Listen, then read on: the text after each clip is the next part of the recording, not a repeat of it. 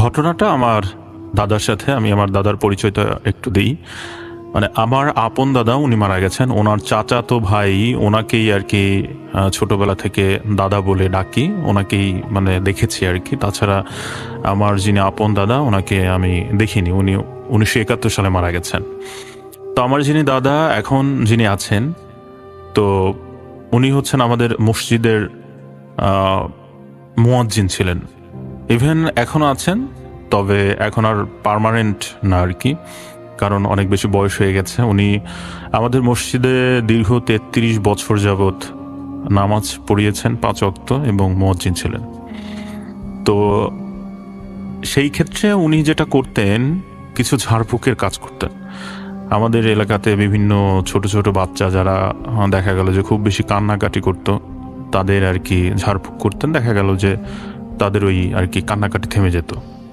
তো ওনার কাছে আসলে উনি পানি পড়া দিতেন। তারপর হচ্ছে যে এক ধরনের সুতা আছে, আমরা ছোটোবেলায় ব্যবহার করতাম, মাজার সুতা নামে, ওই সুতাগুলো আর কি গিরা দিয়ে দিয়ে ওটাকে গলায় পরিয়ে দিতেন। এই ধরনের আর কি উনি আর কি করতেন এই কাজগুলো।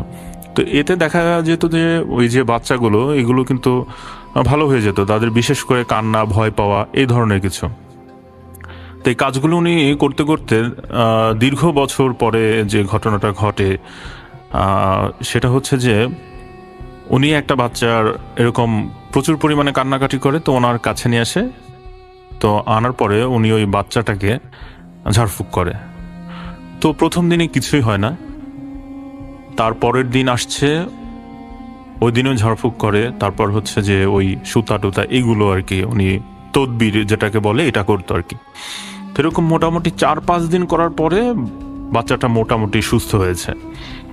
তো বাচ্চাটা সুস্থ হওয়ার পর থেকেই আর কি মূল ঘটনাটা তার সাথে শুরু হয়। তো উনি যেহেতু মুয়াজ্জিন ছিলেন, তো ফজরের আজান দেওয়ার আগেই কিন্তু যেতে হয় মসজিদে। তো দেখা যেত যে উনি বাড়ি থেকে, আরেকটু বলি যে আমাদের বাড়ি থেকে মসজিদের দূরত্ব হবে 1/4 কিলোমিটার আর কি।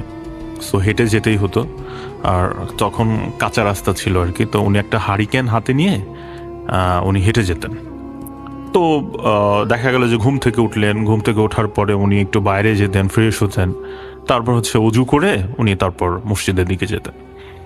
তো প্রথম রাতে যে ঘটনাটা ঘটে, উনি রাত 3:30 বা 4টা এরকম একটা সময়ে, উনি এরকম গ্রীষ্মকালীন সময়, গাছে আম আছে নর্মালি, কিন্তু ভাই এখন এই যে ঝড় হয় কিন্তু, তো এরকম বাতাস এরকম হচ্ছে আর কি, বাতাস হচ্ছে প্রচুর।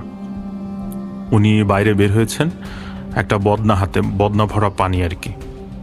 তো এটা হাতে নিয়ে বের হওয়ার পরে তো উনি আর কি প্রকৃতির ডাকে সাড়া দেওয়ার জন্য বাইরে গেছেন। তো উনি যেখানে বদনাটা রেখেছেন গাছের নিচে, তো রাখার পরে হঠাৎ করে গাছ থেকে 3-4টা আম পড়লো। তো উনি ভাবলো যে ভালোই তো হলো, আম পড়লো, তো আমগুলো আমি একটু উঠাই আর কি। তো উনি আম কুড়াতে গেছে, তো পেছন থেকে দেখা গেল যে বদনাটা হুট করে পড়ে গেল। মানে ভারী বদনা, পিতলের বদনা, এই বদনা নর্মালি পড়ার কথা না সমতল জায়গা থেকে, কিন্তু পড়ে পানি পড়ে গেল। তো উনি ভাবছে যে হয়তোবা ওনার রাখাটা হয়তোবা কোনো ভুল হয়েছে বা নিচে কিছু আছে কিনা, এরকম চিন্তা করে উনি এটাকে নর্মালি আর কি নিয়েছে। তো তারপরে উনি দেখে যে ওইখানে একটা টিউবওয়েল পার ছিল আমাদের, এখন অবশ্যই টিউবওয়েলটা নাই। তো ওই টিউবওয়েলে হচ্ছে যে আমাদের চাচিরা যারা বাড়ির আছে, এরা সবাই ওখান থেকে পানি নিত। তো উনি দেখে যে ওই টিউবওয়েলে, তখন বললাম তো রাত 3:30 থেকে 4টা এর মধ্যে, যে টিউবওয়েলে আমার এক চাচি পানি উঠাচ্ছে। তো উনি ভাবছে যে রাতে হয়তো দরকার পড়েছে, এই জন্য আসছে, মানে ব্যাটার বউ যেটাকে বলে আর কি, ছেলের বউ। তো উনি আর কি এটাকে ওইভাবে গুরুত্ব না দেয়, কিন্তু ওনার মনের মধ্যে একটা কনফিউশন যে এটা কেন হলো, পানি কেন পড়লো, আর এত রাতে। আমার ওই চাচির নাম হচ্ছে মানে চায়না, বলতো ওনার নামই হচ্ছে চায়না। তো বলতো চায়না কেন এসে এখানে পানি উঠাইলো এত রাতে, কি ব্যাপার? তো উনি কনফিউশন। তো উনি যাই হোক পরে ফজরের নামাজ পড়তে গেছে, নামাজ পড়ে উনি মক্তব পড়াতো, মক্তব এগুলো পড়িয়ে মোটামুটি সকাল 7টার মধ্যে আর কি উনি বাড়িতে আসছে। তো আসার পরে হচ্ছে আমার ওই চাচিকে জিজ্ঞেস করছে যে চায়না তুমি কি কালকে পানি উঠে দিয়ে গেছিলা টিউবওয়েলে রাতে? তো বলছে না চাচা আমি তো বের হই নাই। তো বলতেছে যে তাহলে কে বের হইলো, ওখানে কে পানি তুললো? বললো চাচা আমি তো পানি তুলি নাই। তো উনি একটু কনফিউশন যে তাহলে কে না কে। তো ওই দিন তো চলে গেল।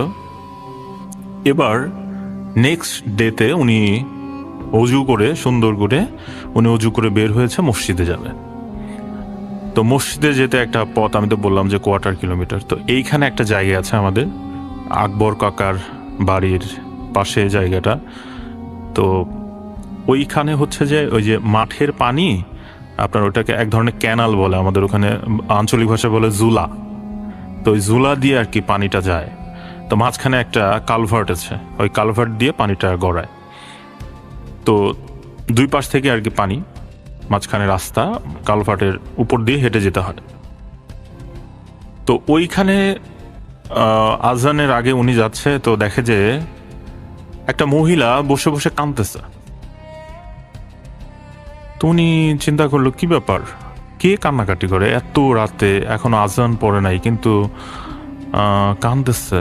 তো উনি কনফিউশন। তো উনি আবার ওনার হাতে হারিকেন থাকতো।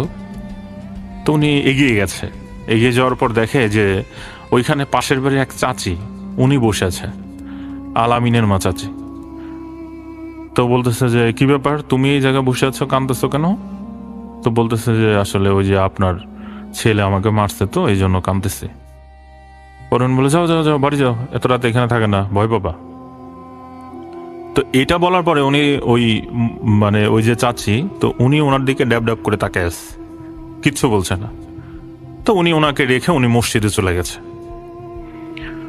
তো যাওয়ার পরে ওনার মনে শুধু সন্দেহ, ব্যাপার কি এত রাতে এখানে, তো ভয় পাওয়ার কথা, এখানে তো এত রাতে আসার কথা না জানার আগে, যতই মারুক।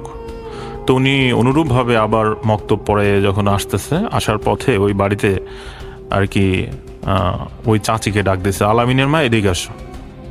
তো বের হয়ে আসছে, বলতেছে যে কাকা কিছু বলবেন? বলতেছে হ্যাঁ তুমি কালকে রাতে কি এখানে বসেছিলা? তো বলতেছে না তো চাচা।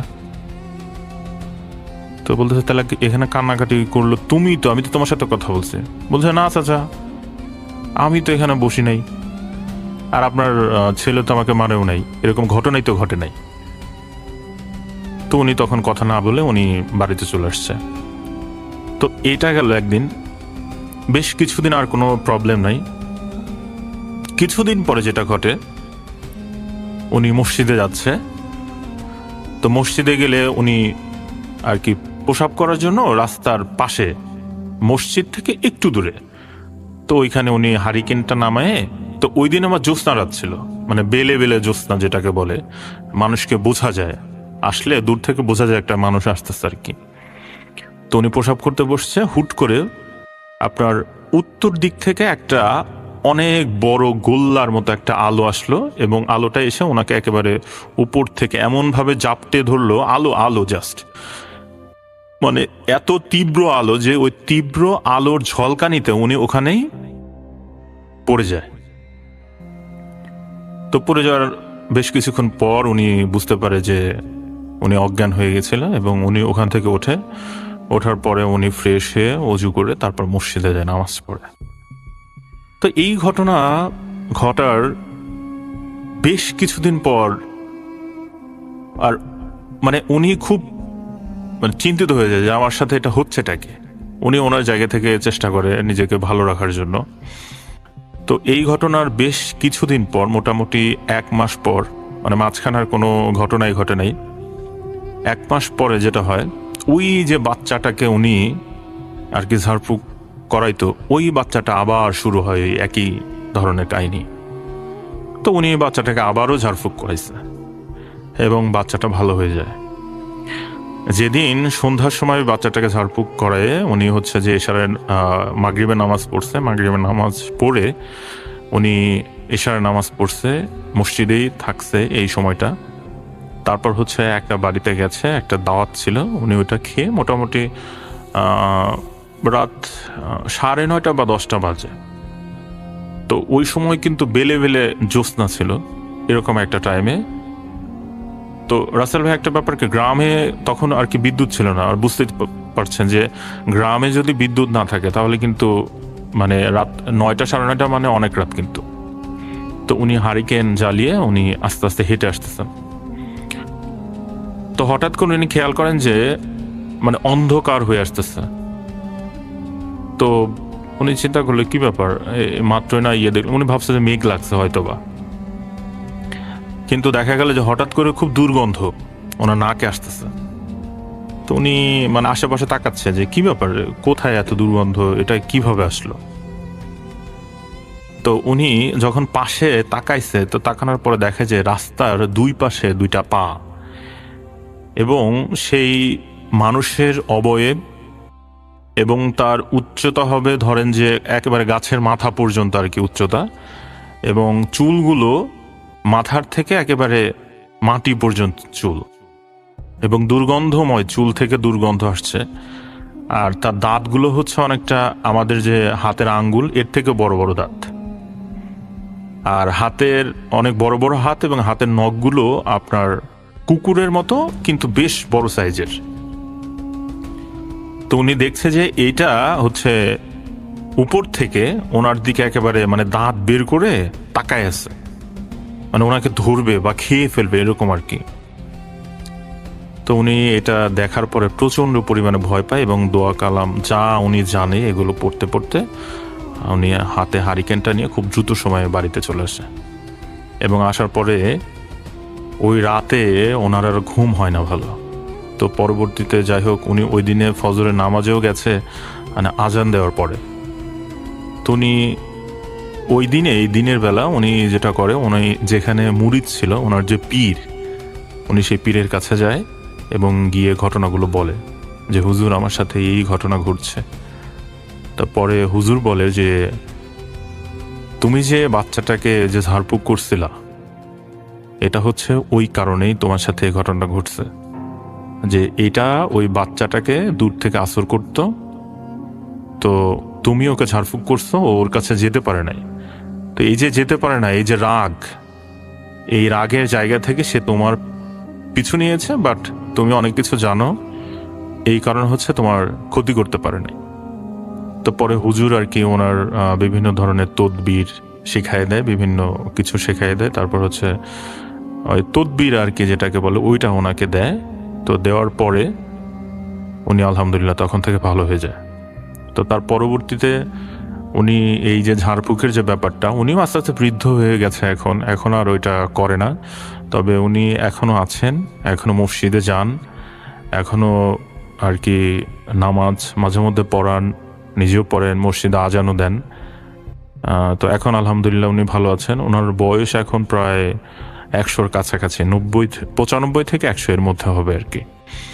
তো এখন আর কি ভালো আছেন।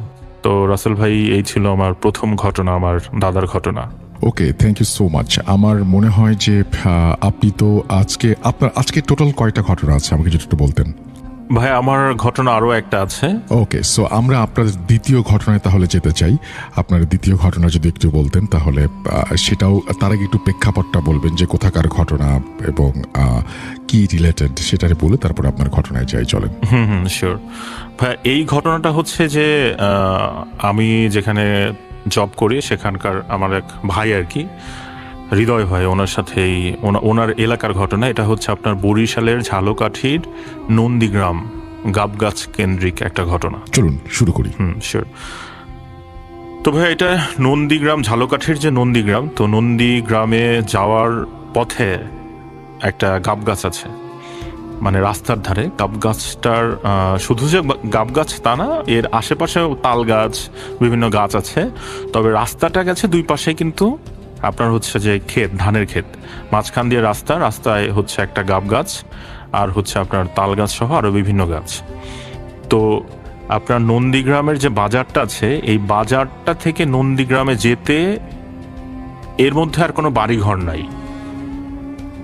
তো এখানে ওই যে আমি যার কথা বললাম যে হৃদয় ভাই, ওনারা ছোটবেলায় এখানে আর কি খেলাধুলা করতো এই গাব গাছের নিচে এসে। তো বড়রা বলতো যে তোমরা এখানে খেলাধুলা করো না, এখানে সমস্যা আছে। তো ওনারা শুনতো না। তো ওখানে খেলাধুলা করতো, কিন্তু ওনাদের সাথে কোনো বাজে ঘটনা, কেউ এখানে কাউকে মারা হয়েছে বা এই ধরনের কোনো বড় ধরনের দুর্ঘটনার কথা কেউই শোনেনি আর কি।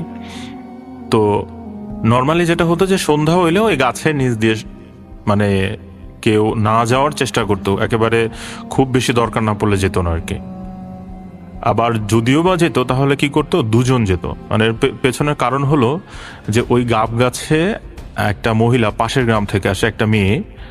তো সেই মেয়েটা হচ্ছে যে সন্ধ্যার সময় ওখানে গলায় দড়ি নিয়ে মারা যায়, এবং মারা যাওয়ার পরের থেকেই ওই গাছে আর কি অলৌকিক বিভিন্ন ধরনের ঘটনা আর কি ঘটে, বিভিন্ন ভয় মানুষ পেয়ে থাকে আর কি।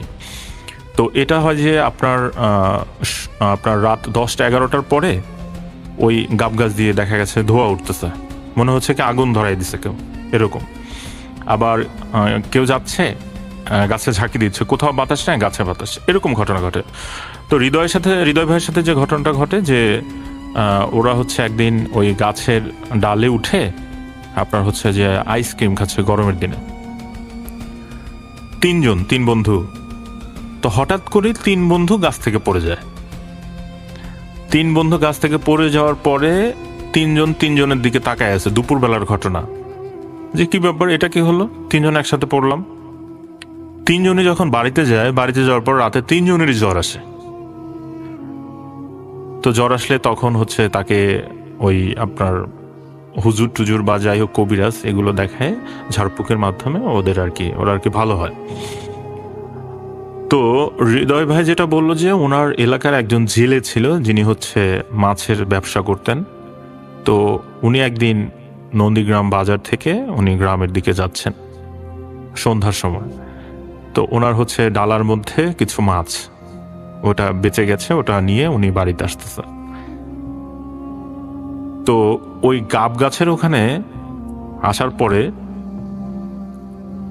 ওনার কাছে মনে হলো কি যে ওনার ওই ডালাটা কেউ একজন উঁচু করে ধরে আছে, সেটা মাথার সাথে আর নাই।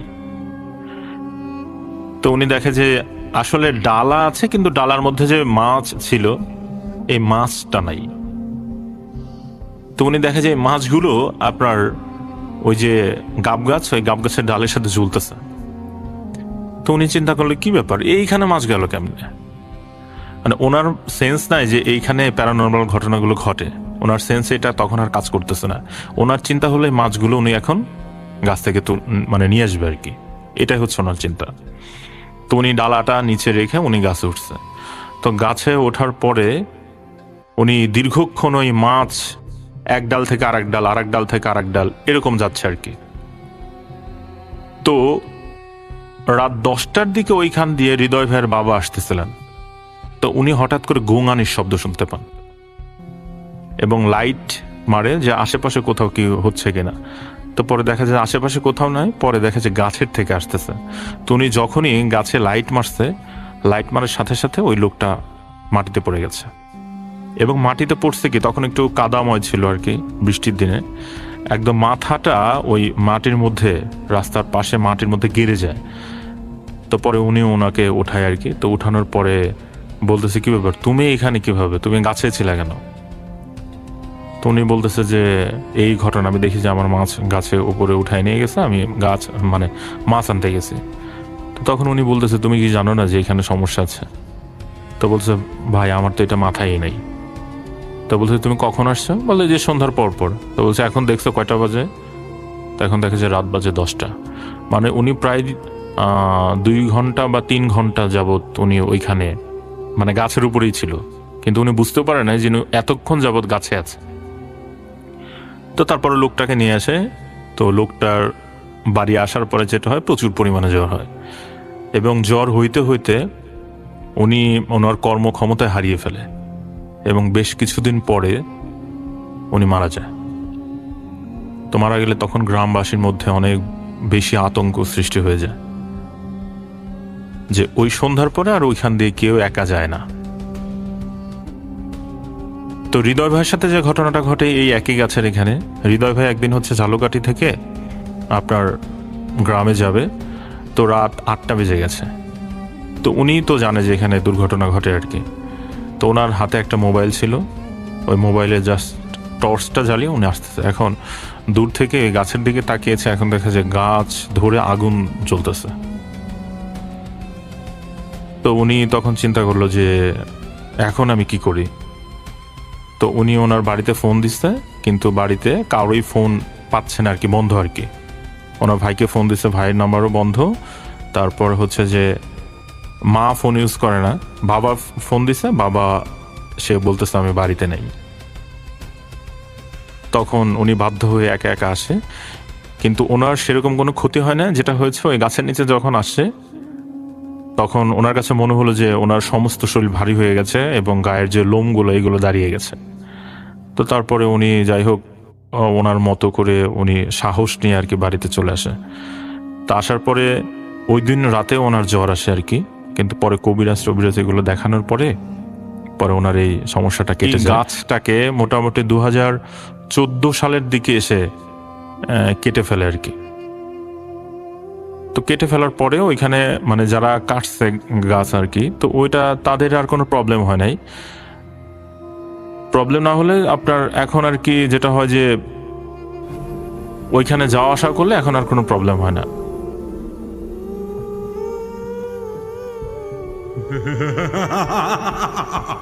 আজকের ঘটনাটি ওপর বটগাছের জিনের প্রতিশোধ। সরাসরি চলে যায় ঘটনায়। রাত গভীর হলে আজও নাকি সেই বটগাছের দিক থেকে ভেসে আসে এক কিশোরীর কান্না। কেউ বলে সে প্রতিশোধের আগুনে জ্বলতে থাকা এক অশান্ত আত্মা, আবার কেউ বলে সে শুধু বিচার চেয়েছিল। কিন্তু সেই রাতের পর 2 মাদ্রাসা ছাত্রীর জীবন আর কখনো স্বাভাবিক ছিল না। আসসালামু আলাইকুম। আজকের ঘটনাটি পাঠিয়েছেন সুনামগঞ্জ জেলার প্রত্যন্ত গ্রাম ধলেশ্বরীর বাসিন্দা রাকিবুল ইসলাম নাফিস। ব্যক্তিগত নিরাপত্তার কারণে তার আসল পরিচয় গোপন রাখা হয়েছে।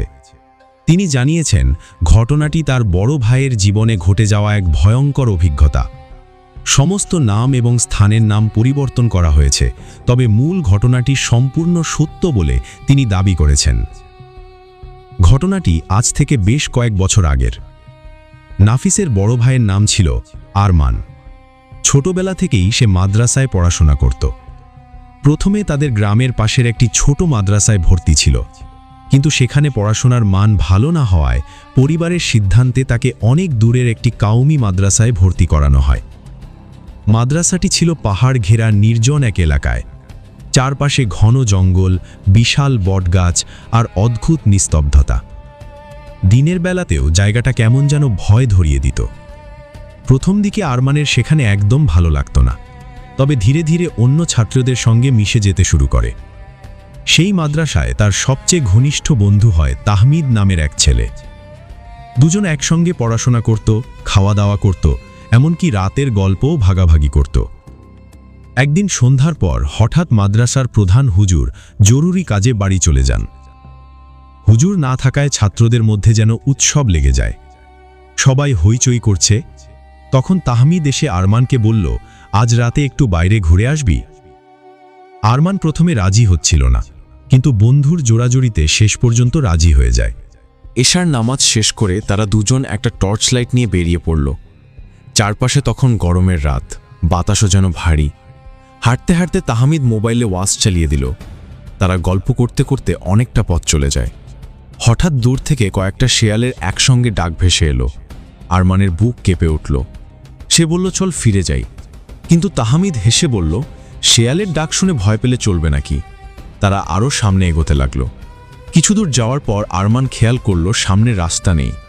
রাস্তার মাঝখানে দাঁড়িয়ে আছে একটা বিশাল বটগাছ। অদ্ভুত ব্যাপার হলো, এই এলাকায় এরকম কোনো বটগাছ থাকার কথা না। তাহমিদও অবাক হয়ে বলল, আশেপাশে তো এমন গাছ আমি কখনো দেখিনি। আরমানের শরীর ঠান্ডা হয়ে গেল। সে পিছনে ফিরতে যাবে, ঠিক তখনই দেখে তাদের পেছনেও আরেকটা বিশাল বটগাছ দাঁড়িয়ে আছে। মুহূর্তের মধ্যে চারপাশ যেন বদলে গেল। তারা বুঝতে পারছিল না কিভাবে সেখানে এসে পড়েছে। অন্ধকারের মধ্যে শুধু বটগাছ আর বটগাছ। হঠাৎ তাদের সামনে থাকা একটা গাছের ডাল নড়ে উঠল। তারপর ধীরে ধীরে নিচে নামতে লাগলো একটা অবয়ব। প্রথমে তারা স্পষ্ট বুঝতে পারেনি, কিন্তু একটু পরে টর্চের আলো পড়তেই দেখা গেল সেটা একটা স্কুল ড্রেস পরা মেয়ে। বয়স 15 কি 16 হবে। মেয়েটার মুখ ফ্যাকাশে, চুল এলোমেলো, আর চোখ দুটো অস্বাভাবিক লাল। তাহমিদ সাহস করে জিজ্ঞেস করল, আপনি কে? মেয়েটা খুব ঠান্ডা গলায় বলল, আমি মেহেরিনের আত্মা। এই কথাটা শোনার পর আরমানের বুক ধরফর করতে লাগল। তাহমিদ কাঁপতে কাঁপতে দোয়া পড়তে শুরু করল। তারপর টর্চের আলো মেয়েটার চোখে ফেলতেই সে হঠাৎ প্রচণ্ড রেগে গেল। পরের মুহূর্তেই অসম্ভব ভয়ঙ্কর একটা ঘটনা ঘটে।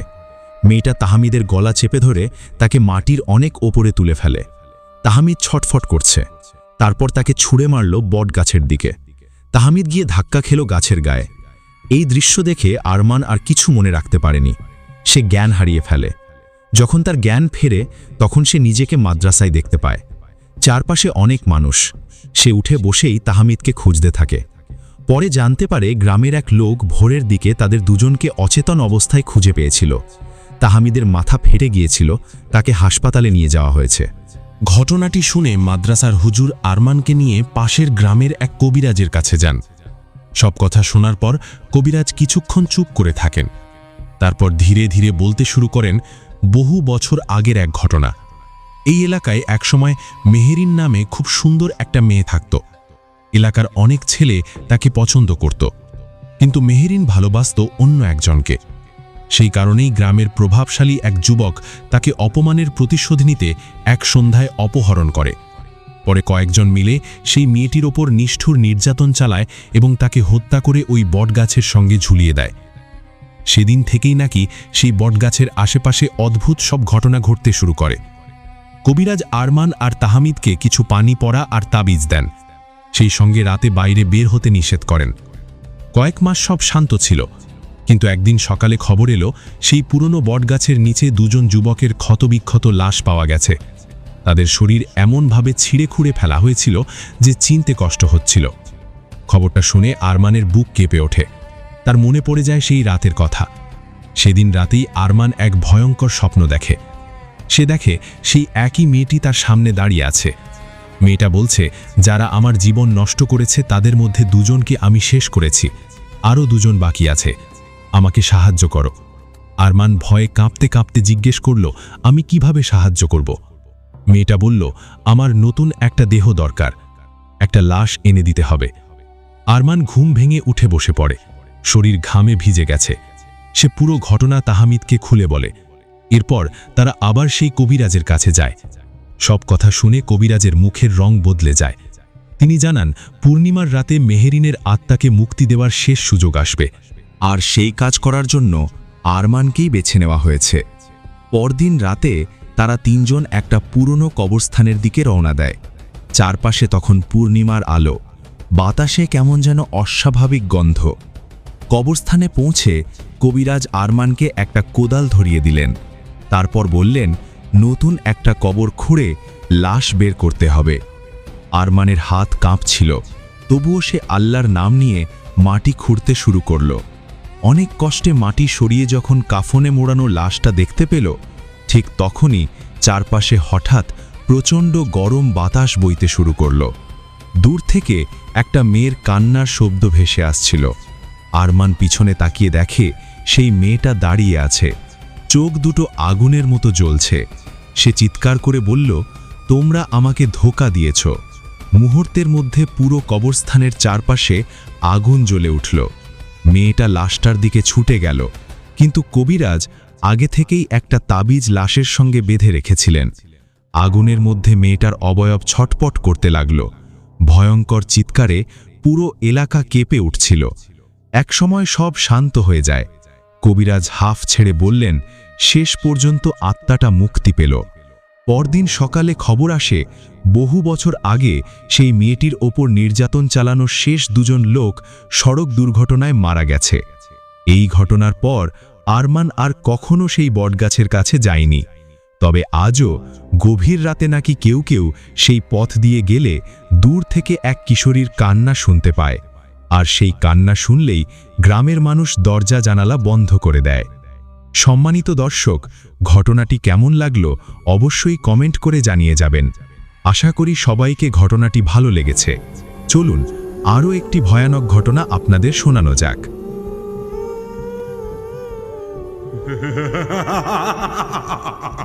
আজও মাঝরাতে কবরস্থান থেকে কেউ ডাকছে তাকে, আর সেই ডাক শুনে ঘুমের ঘোরে বেরিয়ে যাচ্ছে পরিবারের মানুষগুলো। স্বপ্নে দেখা দুই সাদা পোশাকের মানুষ কি সত্যি মানুষ ছিল, নাকি বহু বছর আগের সেই জিনের কলস আজও কাউকে খুঁজে বেড়াচ্ছে? ঘটনাটি আমাদের কাছে পাঠিয়েছেন নুসরাত জাহান, বাড়ি কুমিল্লা জেলার মুরাদনগর উপজেলার একটি গ্রাম থেকে। বর্তমানে পড়াশোনার কারণে তিনি গাজীপুরে থাকেন। আসসালামু আলাইকুম, আশা করি সবাই ভালো আছেন। আজ আমি আপনাদের সাথে আমাদের নিজেদের বাড়িতে ঘটে যাওয়া এমন একটি ঘটনা শেয়ার করতে যাচ্ছি, যেটা এখনো মনে পড়লে আমার শরীর ঠান্ডা হয়ে যায়।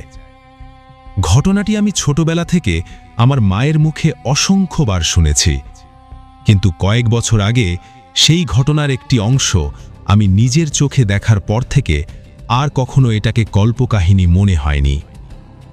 ঘটনাটি শুরু হয় ১৯৯৮ সালের দিকে। তখন আমার মায়ের বয়স খুব বেশি না, আমার ছোট মামার বয়স মাত্র ৭ বছর। আমাদের বাড়িটা ছিল অনেক পুরনো ধাঁচের। বাড়ির পেছনে বড় একটা পুকুর ছিল, আর সেই পুকুরের ঠিক পাশে দাঁড়িয়েছিল বিশাল একটি ফজলি আম গাছ। গাছটা নিয়ে গ্রামের মানুষজনের মধ্যে আগে থেকেই নানা ধরনের কথা প্রচলিত ছিল। অনেকে বলতো সন্ধ্যার পর নাকি ওই গাছের নিচে গেলে অদ্ভুত শব্দ শোনা যায়। কেউ কেউ আবার বলতো গভীর রাতে সেখানে সাদা কাপড় পরা দুইজন মানুষকে দেখা যায়। একদিন বিকেলের দিকে মা খেয়াল করলেন আমার নানি খুব অস্থির হয়ে বাড়ি এদিক সেদিক হাঁটাহাঁটি করছেন। চেহারায় অদ্ভুত এক ভয় কাজ করছিল। মা কয়েকবার জিজ্ঞেস করার পরও তিনি কিছু বললেন না। মাগরিবের আজানের একটু আগে মা দেখলেন নানি হাতে একটা পাত্র নিয়ে বাড়ির পেছনের দিকে যাচ্ছেন। কৌতূহলবশত মা চুপচাপ তার পিছু নিলেন। গিয়ে দেখলেন নানি সেই আম গাছটার নিচে বসে লাল মাটি দিয়ে গাছের গোড়া লেপে দিচ্ছেন। চারপাশে তখন আধো অন্ধকার নেমে এসেছে। হালকা বাতাসে গাছের পাতাগুলো অদ্ভুত শব্দ করছিল। দৃশ্যটা দেখে মায়ের বুকের ভেতর কেমন যেন করে উঠেছিল, কিন্তু তিনি কিছু না বলে চুপচাপ ঘরে ফিরে আসেন। সেদিন রাতেই ঘটল প্রথম অস্বাভাবিক ঘটনা। রাত প্রায় 2টার দিকে মায়ের ঘুম ভেঙে যায়। চোখ খুলে দেখেন নানি ঘর থেকে বের হয়ে যাচ্ছেন। তার হাতে কিছু একটা ছিল। মা ভেবেছিলেন হয়তো ওয়াশরুমে যাচ্ছেন, তাই আর গুরুত্ব দেননি। পরদিন সকালে সবাই একসাথে বসে থাকার সময় নানি হঠাৎ বললেন তিনি একটা ভয়ঙ্কর স্বপ্ন দেখেছেন। তার কণ্ঠ কাঁপছিল, চোখে মুখে আতঙ্ক স্পষ্ট ছিল। নানি বললেন গভীর রাতে তিনি স্বপ্নে দেখেন দুইজন লম্বা সাদা জুব্বা পরা লোক তার সামনে এসে দাঁড়িয়েছে। তাদের চেহারা অস্বাভাবিক সুন্দর, কিন্তু চোখ দুটো ছিল ভয়ঙ্কর। তারা নানিকে বলল, তুমি খুব সৎ মানুষ, আমরা তোমাকে এমন কিছু দিতে চাই যেটা পেলে তোমার পরিবারে আর কখনো অভাব থাকবে না। তারপর তারা বলল বাড়ির পেছনের আমগাছটার নিচে সন্ধ্যাবেলা লাল মাটি দিয়ে লেপে দিতে হবে। এরপর গভীর রাতে কোরআন বুকে নিয়ে সেখানে যেতে হবে। তখন মাটি ফেটে 2টি কলস বের হয়ে আসবে। সেই কলস পাহারা দিবে 2টি বিশাল সাপ, আর কলসের মুখে জ্বলজ্বল করবে 2টি চোখ। ভয় না পেয়ে বিসমিল্লাহ বলে কলসে হাত দিলেই সাপগুলো সরে যাবে। তারপর একটি কলস নিজের কাছে রাখতে হবে আর অন্যটি মসজিদে দান করতে হবে। কিন্তু শর্ত একটাই, এই কথা কাউকে বলা যাবে না, বললেই ভয়ঙ্কর ক্ষতি হবে। নানির কথা শুনে সবাই আতঙ্কিত হয়ে পড়েছিল। নানা বিষয়টা বিশ্বাস না করলেও ভেতরে ভেতরে ভয় পেয়ে যান। সেদিন দুপুরে তিনি কোদাল নিয়ে গাছটার নিচে মাটি খুঁড়তে যান, আর তখনই ঘটে অবাক করা ঘটনা। মাটির নিচে সত্যিই 2টি পুরনো কলস পাওয়া যায়, কিন্তু কলসের ভেতরে কিছুই ছিল না। সেই রাত থেকেই বাড়ির পরিবেশ পাল্টে যেতে শুরু করল। গভীর রাতে হঠাৎ নানির চিৎকারে সবাই ঘুম থেকে উঠে যায়। তিনি কাঁদতে কাঁদতে বললেন সেই 2 লোক আবার স্বপ্নে এসেছে। তারা বলেছে নিষেধ করার পরও কেন সব কথা বলে দিয়েছে। এখন শাস্তি হিসেবে তারা তার ছেলেকে নিয়ে যাবে। এরপর কয়েকদিন সবকিছু স্বাভাবিক ছিল, কিন্তু এক গভীর রাতে হঠাৎ দেখা গেল আমার ছোট মামা ঘরে নেই। সারা বাড়িতে হাহাকার পড়ে গেল। চারদিকে খোঁজাখুঁজি শুরু হলো। নানা হ্যারিকেন হাতে নিয়ে গ্রামের রাস্তায় রাস্তায় ছুটতে লাগলেন। কবরস্থান পর্যন্ত খুঁজেও তাকে পাওয়া গেল না। ফজরের আজানের ঠিক আগে বাড়ির উঠানে হঠাৎ দেখা গেল আমার মামা দাঁড়িয়ে আছে। চোখ দুটো ফাঁকা ফাঁকা, চেহারায় কোনো স্বাভাবিক ভাব নেই। অনেক জিজ্ঞেস করার পরও সে কোনো কথা বলছিল না। সকালে ঘুম ভাঙার পর সে জানালো তার এক বন্ধু এসে তাকে খেলতে ডাকছিল। সে বন্ধুর পেছনে হাঁটতে হাঁটতে কবরস্থানের দিকে চলে যায়। তারপর আর কিছু মনে নেই। কিন্তু পরে জানা যায় যেই বন্ধুর কথা সে বলছে সেই ছেলে সেদিন বাড়ি থেকেই বের হয়নি। এরপর গ্রামের হুজুর এসে তাকে ঝাড়ফুঁক করেন। তিনি বলেছিলেন ছেলেটার উপর খারাপ জিনের নজর পড়েছে। তাবিজও দেওয়া হয়েছিল। তারপর দীর্ঘদিন আর কিছু হয়নি। বহু বছর কেটে যায়। আমার মামার বিয়ে হয়, একটি ছেলেও হয় তার। সবাই ভেবেছিল পুরনো অশুভ ছায়া হয়তো শেষ হয়ে গেছে, কিন্তু আসল ভয় তখনও বাকি ছিল। সেদিন আমি নিজেও নানা বাড়িতেই ছিলাম। গভীর রাতে হঠাৎ চিৎকার শুনে ঘুম ভেঙে যায়। জানতে পারলাম মামাকে কোথাও খুঁজে পাওয়া যাচ্ছে না। নানা আবারও হ্যারিকেন হাতে বের হলেন। চারদিক কুয়াশায় ঢাকা ছিল। দূরে কবরস্থানের দিক থেকে কুকুরের কান্নার শব্দ ভেসে আসছিল। অনেক খোঁজাখুঁজির পর ফজরের আজানের সময় কবরস্থানের পাশের একটা পুরনো ভাঙা কবরের কাছে মামাকে পাওয়া গেল। তিনি অচেতন অবস্থায় পড়েছিলেন। শরীরের বিভিন্ন জায়গায় গভীর আঁচড়ের দাগ। সেখান থেকে টাটকা রক্ত বের হচ্ছিল। বাড়িতে নিয়ে আসার পর দুপুরের দিকে তার জ্ঞান ফেরে। তার শরীর তখনও জ্বরে পুড়ছিল। তিনি কাঁপা গলায় বললেন, ঘুম ভাঙার পর দেখেন তিনি কবরস্থানের মধ্যে দাঁড়িয়ে আছেন। হঠাৎ সাদা কাপড় পরা দুইজন মানুষ এসে তাকে জোর করে কবরের ভেতরে নামানোর চেষ্টা করে। তিনি দোয়া দরুদ পড়তে পড়তে প্রাণপণে পালানোর চেষ্টা করেন। দূর থেকে নানার ডাকও শুনতে পাচ্ছিলেন, কিন্তু মুখ দিয়ে কোনো শব্দ বের হচ্ছিল না। ঠিক যখন তাকে কবরের ভেতরে নামিয়ে ফেলবে তখনই ফজরের আজান ভেসে আসে, আর সঙ্গে সঙ্গে সবকিছু অন্ধকার হয়ে যায়। এরপর আর কিছু মনে নেই তার। মামার কথা শুনে নানি কান্নায় ভেঙে পড়েছিলেন, কারণ বহু বছর আগে স্বপ্নে দেখা সেই সাদা পোশাকের মানুষের কথাই তার মনে পড়ে গিয়েছিল। তার বিশ্বাস ছিল তারা এখনও তাদের পরিবারকে ছাড়েনি। এরপর আবার ঝাড়ফুঁক করা হয়, নতুন তাবিজ দেওয়া হয়। তারপর থেকে আজ পর্যন্ত আর কোনো অস্বাভাবিক ঘটনা ঘটেনি। কিন্তু এখনও গভীর রাতে সেই পুরনো আম গাছটার পাশ দিয়ে গেলে বুকের ভেতর কেমন যেন ঠান্ডা হয়ে আসে। কারণ গ্রামের অনেকেই বলে মাঝরাতে এখনও নাকি সেখানে দুইজন সাদা কাপড় পরা মানুষকে দাঁড়িয়ে থাকতে দেখা যায়। প্রিয় লিসেনার, যদি আপনাদের ঘটনাটি ভালো লাগে তাহলে অবশ্যই কমেন্ট বক্সে জানিয়ে যাবেন। আমরা বেশি কথা না বাড়িয়ে এখন সরাসরি চলে যাব পরবর্তী ঘটনায়।